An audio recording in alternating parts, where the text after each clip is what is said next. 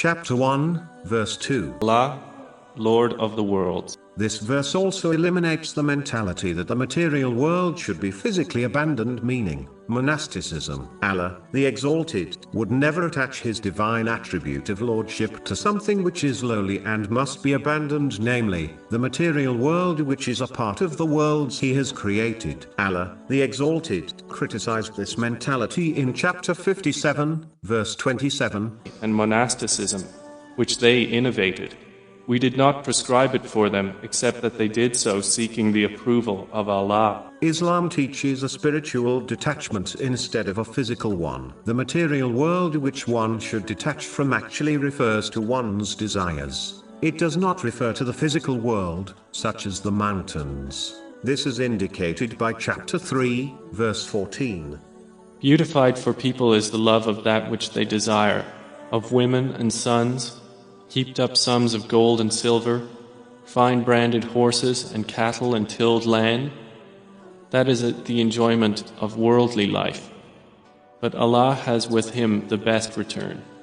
These things are connected to the desires of people, and by them one becomes distracted from preparing for the hereafter. When one abstains from their desires, they are in fact detaching from the material world. This is why a Muslim who does not possess worldly things can still be regarded a worldly person because of their inner desire and love for it, whereas a Muslim who possesses worldly things, like some of the righteous predecessors, can be considered detached from the material world, as they do not desire and occupy their minds, hearts and actions with them. Instead, their desire lies in the eternal hereafter. The first level of abstinence is turning away from unlawful and vain desires which are not connected to the pleasure of Allah, the Exalted. This person busies themselves in fulfilling their duties and responsibilities, all the while focusing on the hereafter. They turn away from things and people who prevent them from fulfilling this important deed.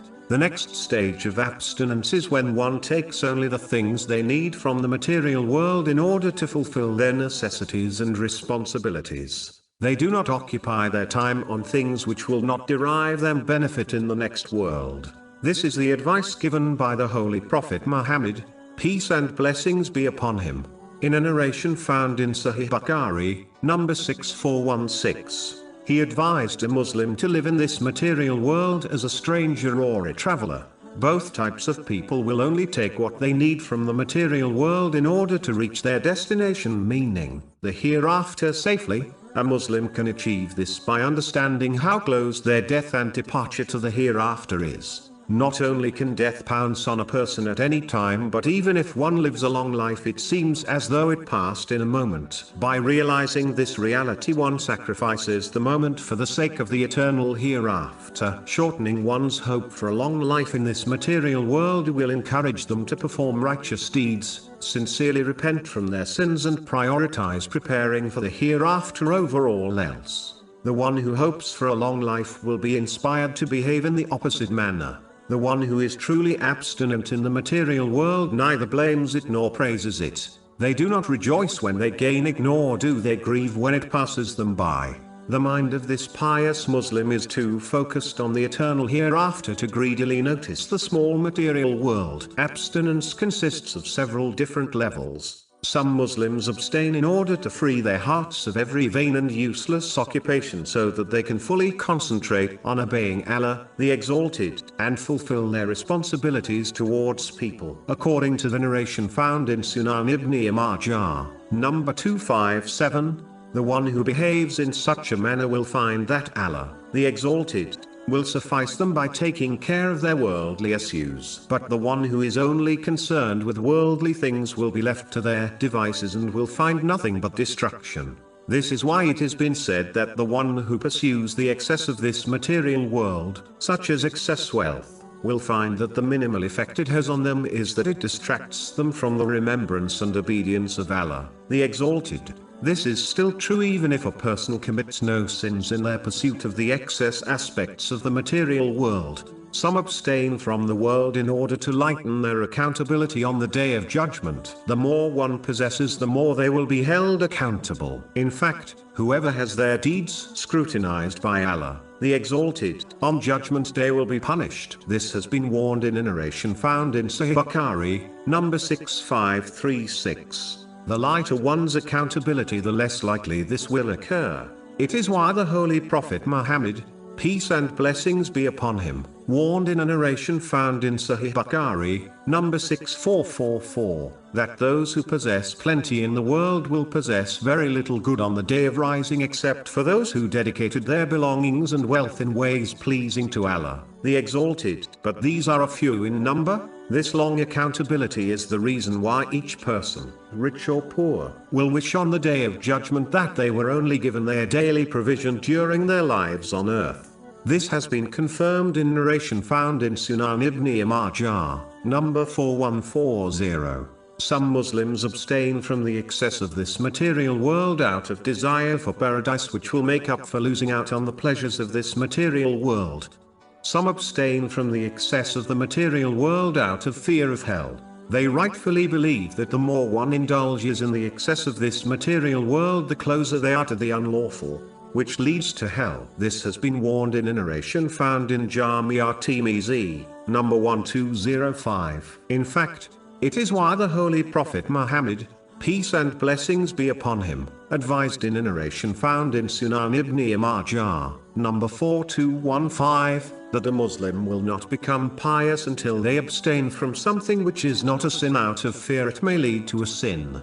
The highest degree of abstinence is to understand and act on what Allah, the Exalted, desires from His servants, which has been mentioned throughout the Holy Quran and the Hadiths of the Holy Prophet Muhammad, peace and blessings be upon him, namely, to abstain from the excess of the material world out of servanthood to Allah, the Exalted, knowing that their Lord does not like the material world. Allah, the Exalted, has condemned the excess of this material world and has belittled its worth. These pious servants were embarrassed that their Lord should see them inclining towards something which He dislikes. These are the greatest servants, as they only act according to the wishes of their Lord even when they are given an opportunity to enjoy the lawful luxuries of this world. This is the very reason why the Holy Prophet Muhammad, peace and blessings be upon him, chose poverty even though he was offered the treasuries of the earth.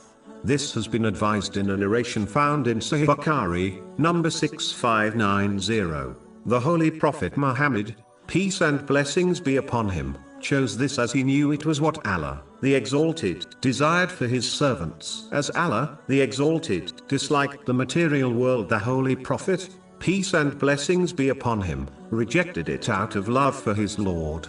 How can a true servant love and indulge in what their Lord dislikes? The Holy Prophet Muhammad, peace and blessings be upon him, did set an example for the poor by choosing poverty and taught the rich how to live through his words and actions. He could have easily chosen the alternative and practically showed the rich how to live by taking the treasuries of the world which were offered to him, and he could have taught the poor how to live correctly through his words and actions. But he chose poverty for a specific reason, which was out of servanthood to his Lord, Allah, the Exalted. This abstinence was adopted by the companions, may Allah be pleased with them. For example, the first rightly guided Caliph of Islam, Abu Bakr Siddiq, may Allah be pleased with him, once cried when water sweetened with honey was given to him.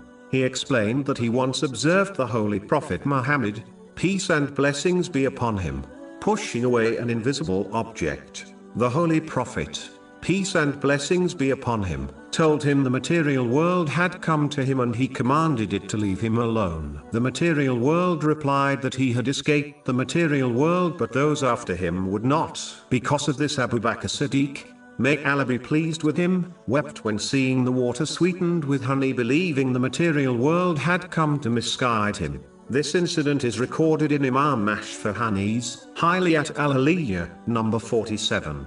In reality, the companions, may Allah be pleased with them, never ate or dressed to gain pleasure, but only took what they needed from the material world while focusing on preparing for the hereafter. They disliked when the material world was placed at their feet, being fearful that perhaps their reward had been given to them in this world instead of in the hereafter.